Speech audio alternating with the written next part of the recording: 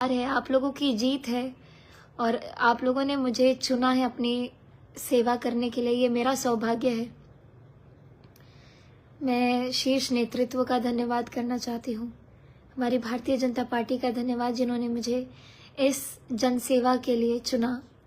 पहले मैं मात्र अपने सुरों से आपकी सेवा कर रही थी, अब मैं बिल्कुल क्या बोले अपनी पूरी शक्ति के साथ मैं आप सभी लोगों के बीच में जितने भी मेरे अंदर साहस है उस सभी के साथ समर्पित होकर के मैं अपने विधानसभा के लिए अब काम करूंगी।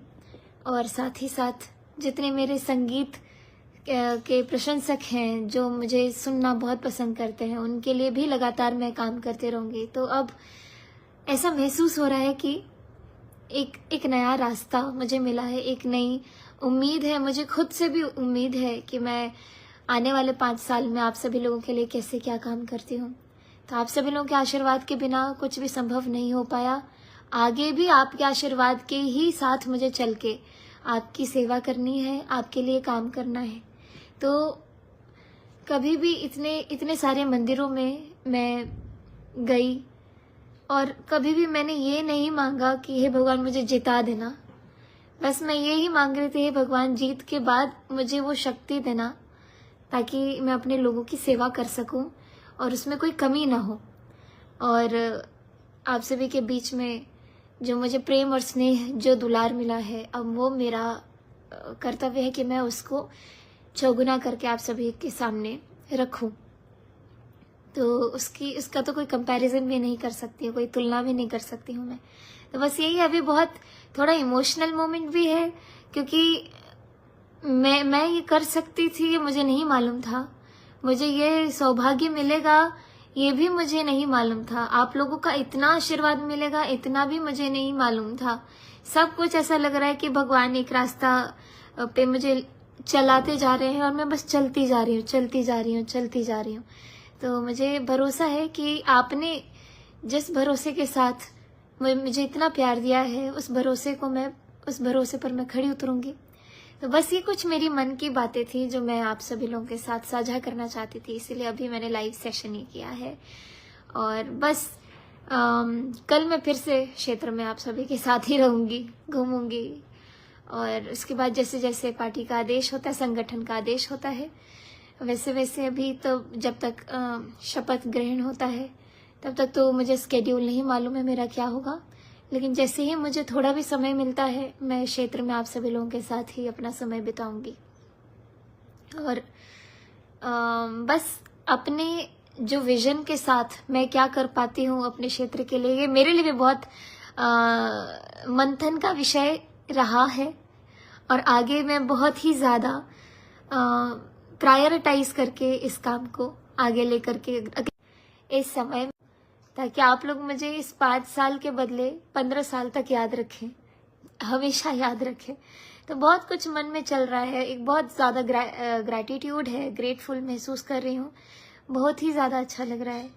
और सबसे ज़्यादा धन्यवाद उन लोगों का जिन्होंने मेरे मुश्किल के जो ये पिछले 4 हफ्ते में से जो 1 हफ्ता मेरा शुरू को बहुत मुश्किल भरा रहा, क्योंकि मुझे प्यार करने वाले अगर बहुत लोग थे तो कुछ एक ऐसा भी वर्ग था जिसने मतलब बहुत ओपिनियनेटेड रहे, या फिर मैं क्या कहूँ, मैं उतना ध्यान भी नहीं देना चाहती। मैं ऐसा सोचती थी कि मैं 14 तारीख के बाद ध्यान। देशेर कनिष्ठतम आईन प्रणेता श्रीमती मैथिली ठाकुर भारतीय जेनजिर प्रतीक।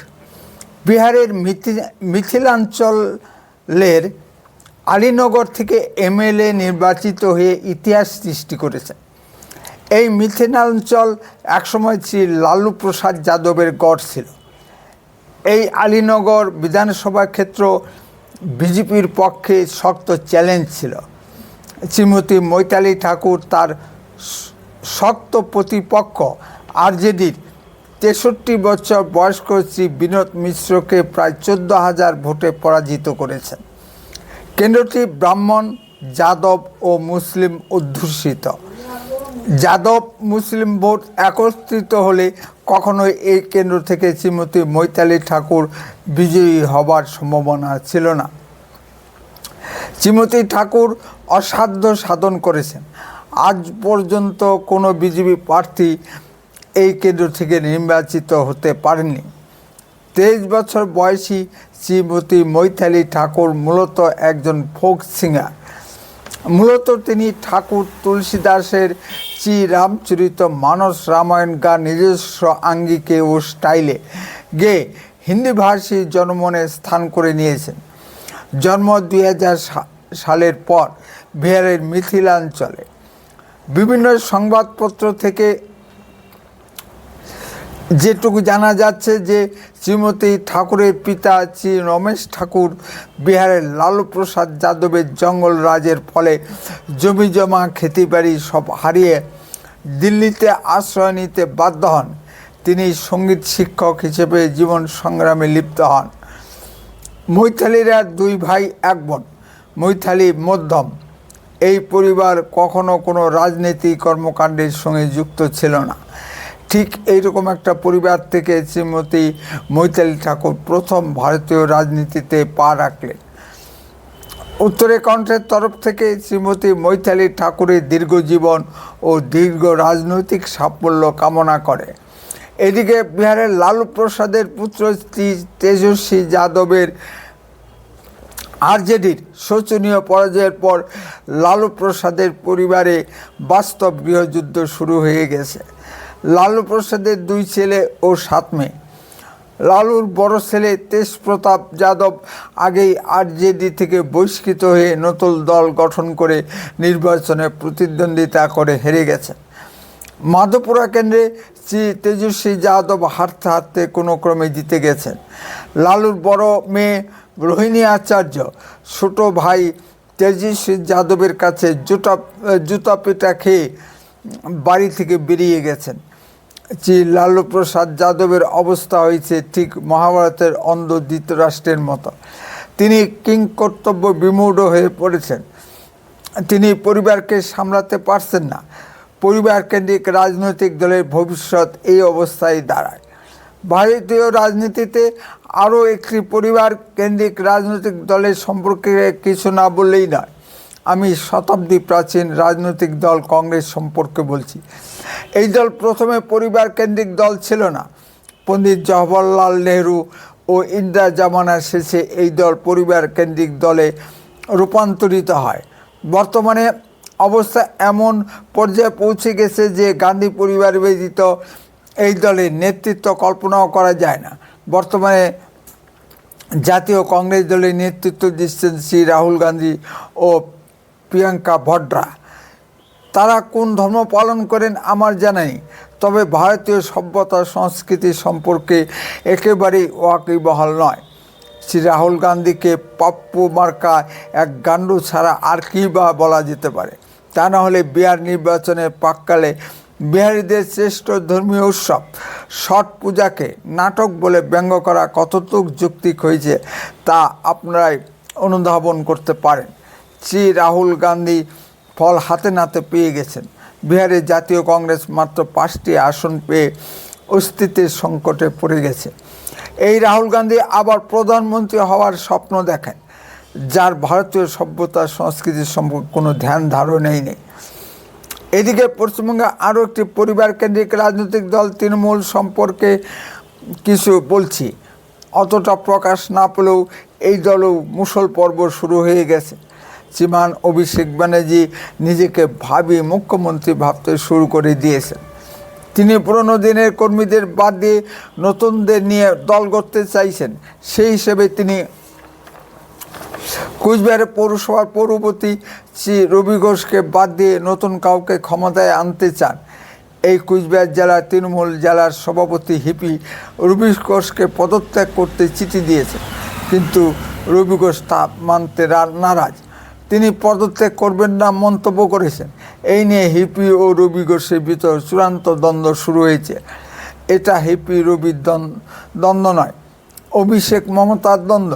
তিনি কুচবিহার থেকে কাকদ্বীপ পর্যন্ত পদযাত্রা করতে চেয়েছিলেন পশ্চিমবঙ্গে সার প্রক্রিয়ার প্রাক্কালে। কথা ছিল তিনি বুথে বুথে গিয়ে সার প্রক্রিয়ার বিরোধিতা করবেন, কিন্তু মমতা ব্যানার্জি শোনা মাত্রই এই প্রোগ্রাম বন্ধ করে দিয়েছেন। কারণ এই সার প্রক্রিয়া তৃণমূলের কাছে শাকের করাত হয়ে দাঁড়িয়েছে। সার প্রক্রিয়ার বিরোধিতা করলেও বিপদ, না করলেও বিপদ। পশ্চিমবঙ্গের সাধারণ মানুষ সার প্রক্রিয়াকে সাদরে গ্রহণ করে নিয়েছে। সার প্রক্রিয়া সঠিকভাবে না হলে ভোটার তালিকা প্রকাশিত হবে না, বিধানসভা নির্বাচন পিছিয়ে যাবে, খুব স্বাভাবিকভাবেই রাজ্যে রাষ্ট্রপতির শাসন জারি হবে, যার ফলে মমতা ব্যানার্জি সার প্রক্রিয়ার বিরোধিতা করতে পারছেন না। বিহার নির্বাচনের অভিঘাত পশ্চিমবঙ্গের সাধারণ মানুষের মধ্যে পড়ে গেছে। এমত অবস্থায় মমতা ব্যানার্জি কী করবেন আর কী করবেন না ঠিক বুঝে উঠতে পারছেন না। তাই দেখা যাচ্ছে আন্দোলনরত বিজেপি কর্মীদের উপর আক্রমণ নামিয়ে নিয়ে আসা হয়েছে। এই করেও কি শেষ রক্ষা হবে মাননীয় মমতা ব্যানার্জি?